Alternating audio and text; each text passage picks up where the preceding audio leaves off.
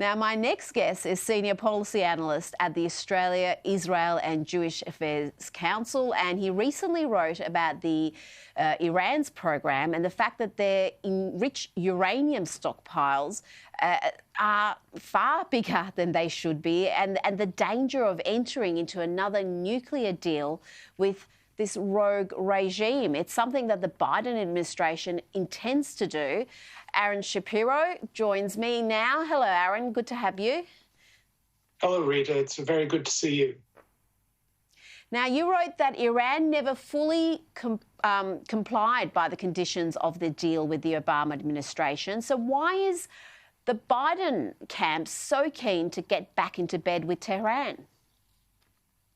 Well, there is a strong pressure within the Democratic Party to validate the nuclear deal that was signed under President Obama. So you have a faction, a policy wonks, and really an entire mindset that defends the deal and really thought that it was a good deal to begin with, and are trying to get back to that. The way they see it, Trump undid their good work.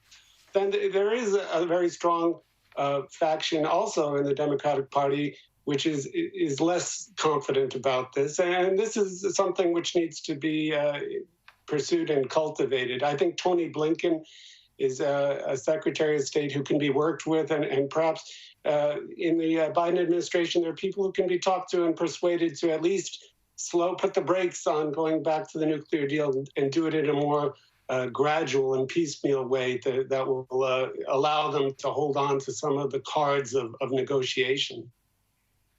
Now, you wrote that we are at a pivotal crossroad, that Donald Trump's maximum pressure policy has left Biden and Tony Blinken, his Secretary of State, with a strong hand of strategic cards to play. Can you just explain quickly what you mean by that, and whether you believe the Biden camp will capitalise on the success Trump has had in the Middle East? Well, I think Trump has taken this very far in terms of building up sanctions pressure again, back from virtually zero.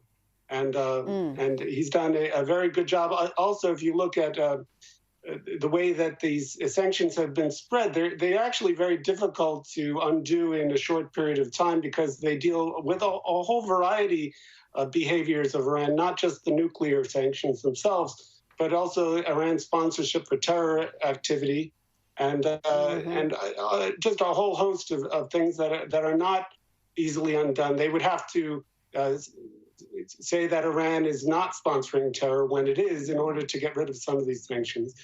So the U.S. has cards to play, and I don't think that Biden is in any rush to go back to the nuclear deal, although he does talk about it. I think that this is something that he does talk about it. He does talk about it, but this is something that will take time.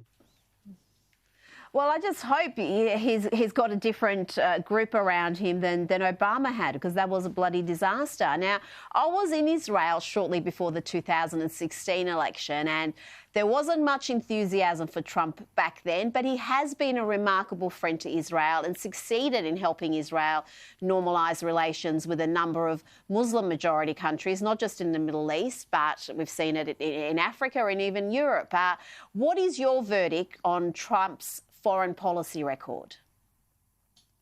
Yeah, I think pertaining to the Middle East, there are a lot of successes there. I think the fact that Biden himself couldn't say that some of these developments aren't something that he stands by. He does. He says that the normalization with Arab countries is something that will be upheld and will be continued under his presidency. I don't think he'll be looking to undo them or do anything to